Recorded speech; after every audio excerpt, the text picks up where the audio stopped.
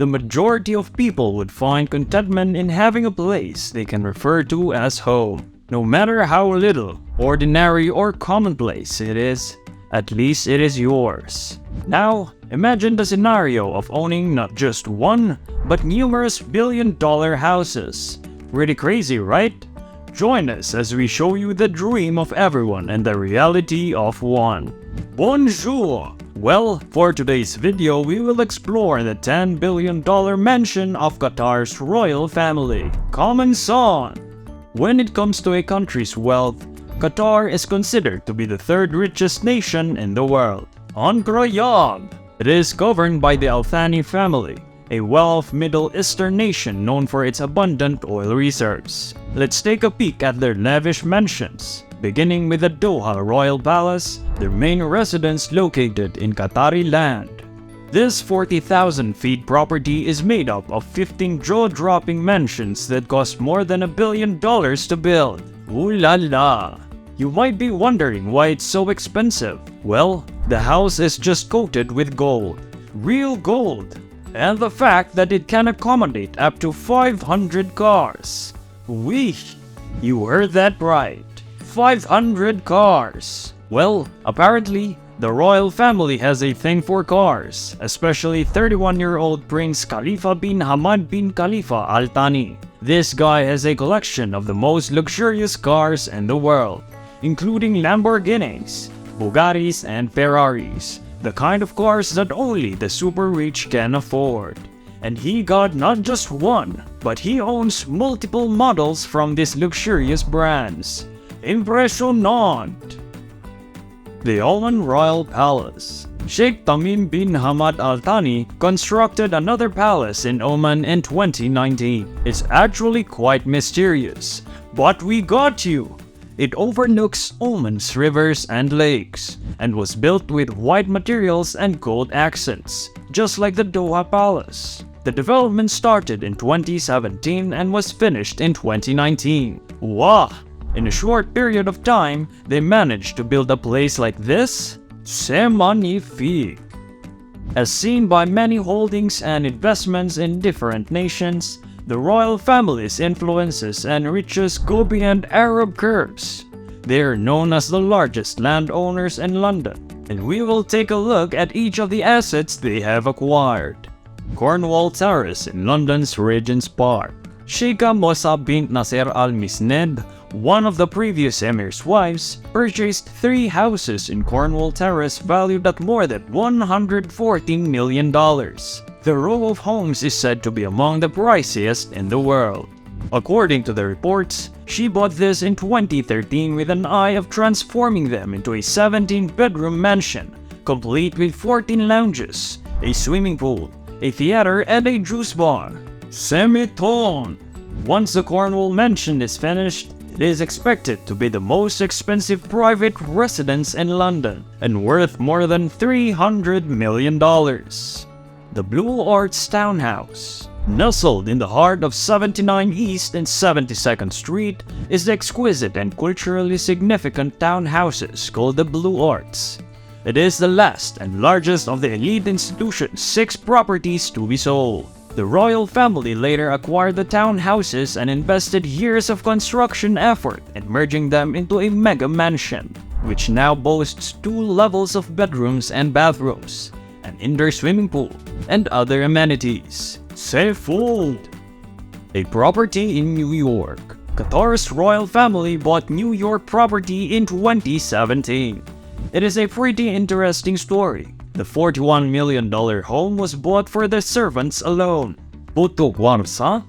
The 10,400 square foot home has opulent sitting rooms, bedrooms, lounges, a huge kitchen, eating spaces, a rooftop lounge, and outside gardens. The 5-story skyscraper overlooks Central Park and New York's environment. Its pleasant chambers and fireplaces honor its faithful workers. Magnifique! They deserve it. The Limestone Mansion was constructed about 20 years ago. The coolest thing about it is how it blends antique and modern interior design flawlessly. Plus, it's got 8 bedrooms and an English basement. It is said that the royal family chose their residence because of its close proximity to the two Blue Arts mansion we showed before. I love how mansions seem to tell the story of how classic and contemporary styles can come together in such a beautiful way. Trop bien! The Forbes House. In 2018, Forbes House, formerly known as the Emil, spent over $270 million to purchase the property. Located in London's Belgravia, the Georgian mansion is currently undergoing construction and renovation to transform it into a 6-story, 25-bedroom residence. There will be plenty of parking space for 32 vehicles. Serenor. Images also depict a magnificent black and gold stairway extending from the lower levels to the top rooms.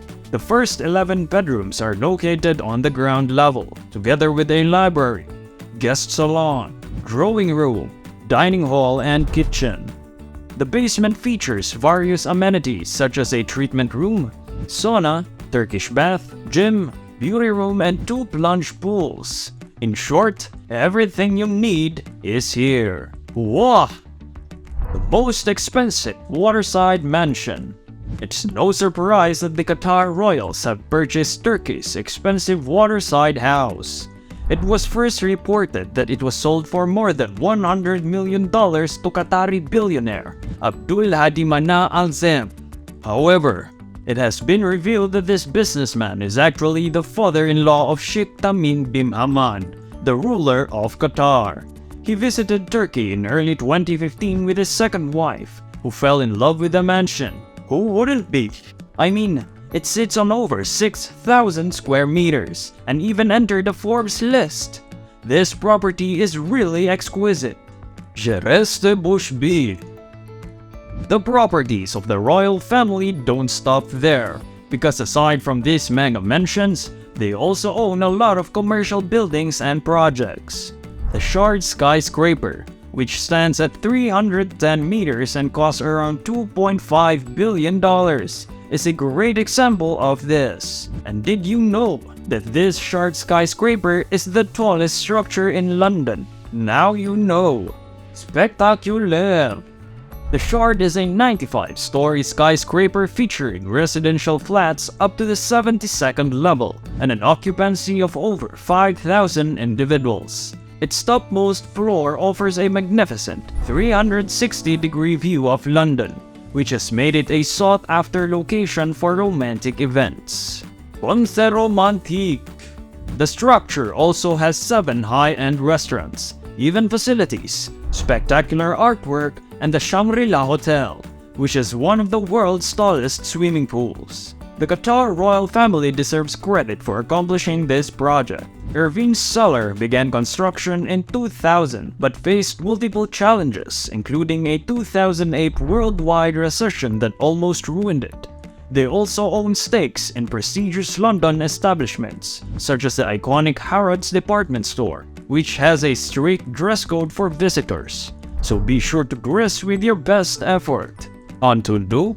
In 2010, Egyptian billionaire Mohammed Al-Fayed acquired it for $2.4 billion. The Qataris have persistently preserved its tradition and diversified its holdings since acquiring it. The royal family also owns the Ritz Hotel, a penthouse at One Hyde Park, the world's most expensive apartment block, an industrial unit in Crawley, West Sussex, an Essex farm, and a large portion of London's Olympic Village. Super!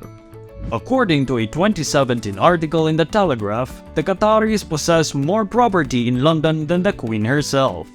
Their extensive investments in the city include a 20% stake in Camden Market, 25% in Sainsbury, 7% in Barclays, 20% in Heathrow Airport Holdings, and 7% in the London Stock Exchange. It would be really cool to have all the money and be able to buy any house you want, don't you think?